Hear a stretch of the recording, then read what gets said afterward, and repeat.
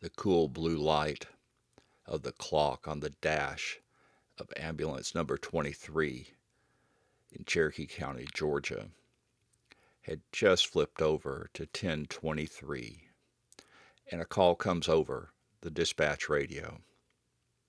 At Unit 23, see the man at 3033 Kellogg Creek Road, complaining of chest pains. A few moments later, the team arrives, and the man is sitting in a recliner because he hasn't been able to sleep in a bed for months because of back pain. Little did he know that the back pain actually didn't originate in the back. It was a symptom of a cardiac issue. And it turns out the man was in a full cardiac arrest. The paramedics did a fantastic job. The pain, it was excruciating and radiating up and down the left arm, through the neck and the chest.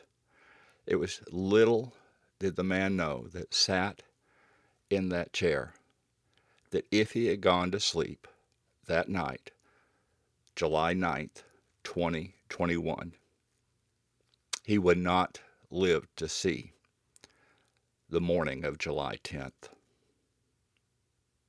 They evacuated the man to Kennestone Hospital, came in through the ER, myriad of tests and imaging, and they immediately transported the man to the cardiac ICU. As it turns out, there's 99% blockage in the lateral descending artery, condition commonly called the Widowmaker. My friends, my name is Mark Watkins, and I'm here to tell you, I am that man. I was that man laying in the recliner, staring at the end of his life. So thankful that I was able to draw a breath on the morning of the 10th. So thankful for my wife for calling 911. So thankful for the paramedics and the drugs, the nitroglycerin they had in the ambulance. So thankful for spending 2 days, spending the weekend in the ICU, and first thing on Monday, what was it, July the 12th, I had to count the days there, went in for angioplasty, and they got me cleared up. Started on cardiac rehab, blah, blah, blah. I won't bother you with this. I'm 64 years old. I was 58 at that time. Never really gave a lot of consideration to my health because generally I have been blessed with good health and just work through, be tough, shake it off.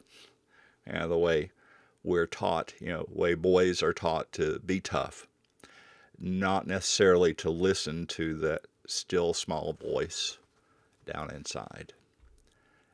Because I knew that something wasn't right, but it'll pass. I've got to do this, I've got to do that. But chronic stress, it doesn't deal in abstract. It deals in real physical damage. So if you've got difficulty sleeping, you carry tension. Who doesn't? Tension with you throughout the day in, day out. It'll kill you. I'm here to tell you, you got to learn to let it go. So, fast forward a few years, I really became began to dread that that Sunday evening dread, because I knew Monday was coming, Monday morning. The beginning of the sometimes needless, redundant meetings, and I'd hear that still small voice in my head that, Mark, there's got to be something better. You were made for more than this. This being creating a paycheck so that I could pay the bills, and thankfully was able to do that while my two kids were growing up, and of course they've grown out and living their lives, and be able to provide for my wife. Thankfully, she's still around. 42 years. Woo woo! But there's more. I know there's more. And that's my opinion. The root cause of a lot of my physical maladies can be traced back to I really was trying to avoid doing what is not me. But at one time, I could do the job. But the more, just because you can do something doesn't mean you should.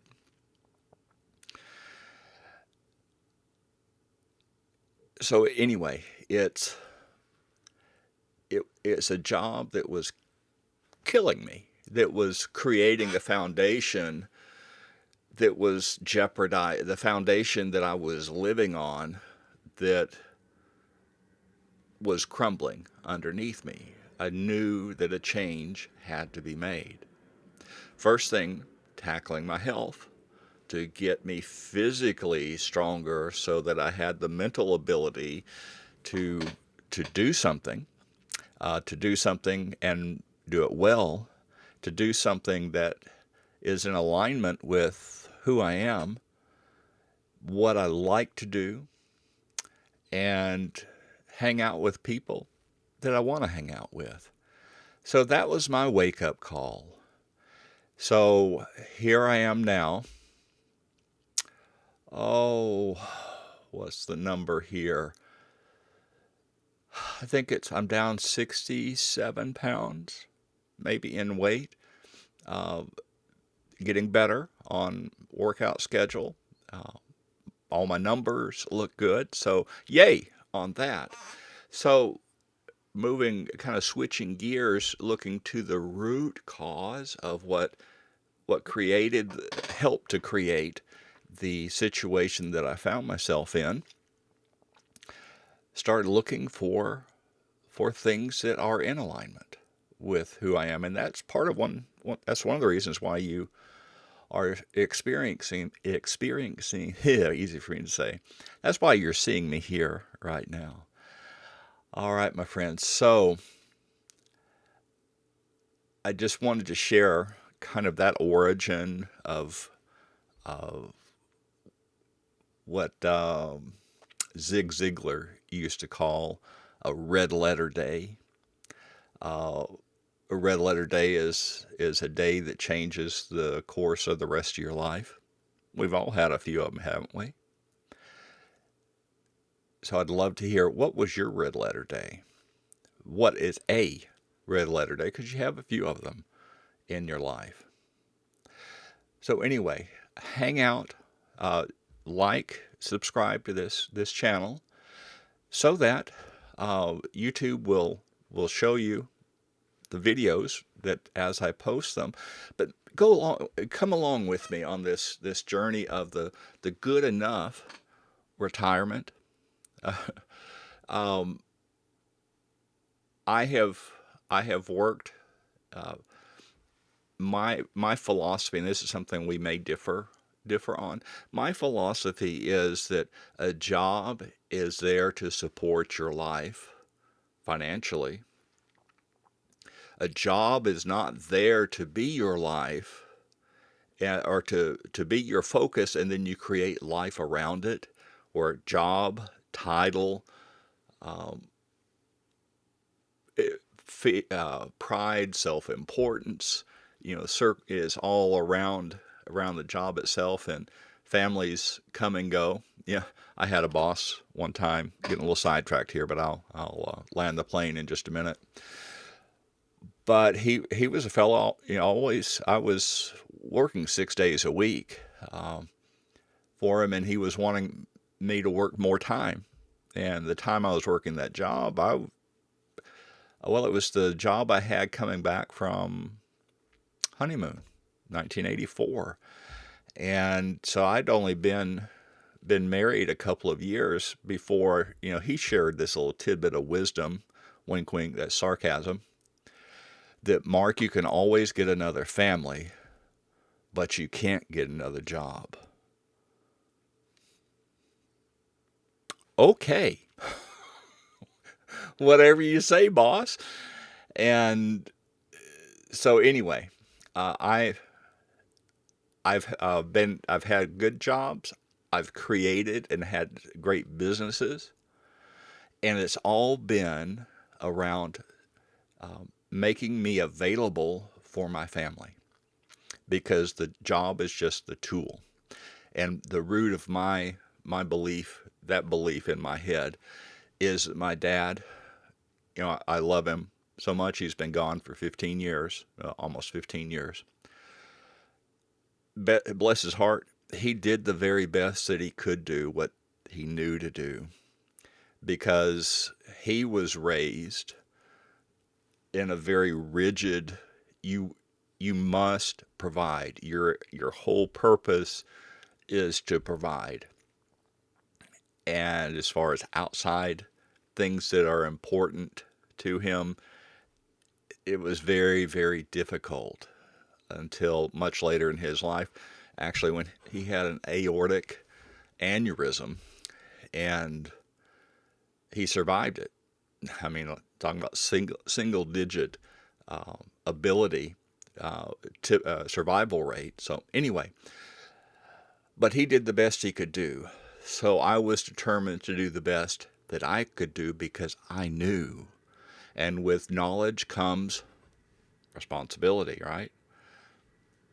So that's how I had that attitude that helped me to navigate being an entrepreneur, being a good employee, depending on the season of life, that I was always available for my family. We ate together usually. Now we didn't have the conventional eating around the dinner table.